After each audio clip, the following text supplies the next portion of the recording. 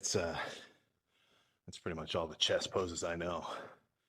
Most muscular, of course.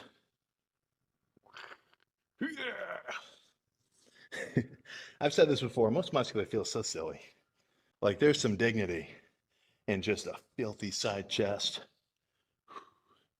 But it's such a pure flex to go like that, you know.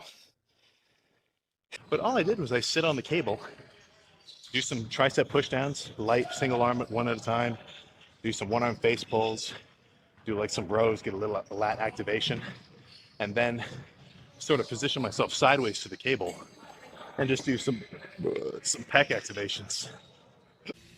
Obviously, when you're doing sort of a more compound movement like squats or bench, it's going to be a bit easier for you to actually reach like conventional failure. When I'm doing squats, I know for a fact, or at least with a high degree of certainty, there's no chance I'm doing another rep. Now, ideally, I should still go for it and fail it, but that's a little bit scary sometimes.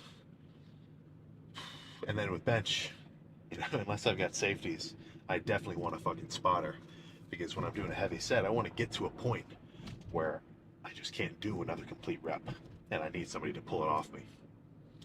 But with so in terms of like intensity there, right? You got a pretty simple cue. You'll get to a point where you just can't do another one. But I mean, that whole lifts from, well, obviously kind of a 10-ish minute warm up. For me, back warm up, it just ends up being doing a couple of light-ish single arm cable pull downs on the normal cable stack, and then I drop it to about shoulder height, do some rows, drop it to the floor, do some kind of upper back shrug / rows, and then after that I'm pretty much ready to pull some weight. What I'm doing is just following basic training principles, which in this specific case of chest ended up being heavy pressing followed by squeezing movements, flies or converging cable press. And guess what? At the end of it, I was fucking pumped. So if rather than focusing on like learning specific workouts for a muscle, right? If you try to learn sort of the basic framework of a workout for each muscle, then you can do whatever the fuck you want, right? Like for me with biceps, there is no compound lift for biceps.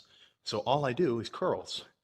So since I know that, and I know I'm going to do about 8 to 12 sets per body part each lift. The first section of the set, right, like set, let's just say part A, it's going to be, normal here out wide to a little bit above shoulder height.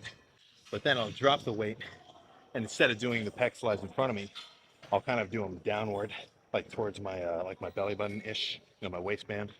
Okay, so basic logic of me doing just one set of these flies is, for one thing, the cables feel a little different than the pec jack, but it also gives me the added benefit of doing them at different angles.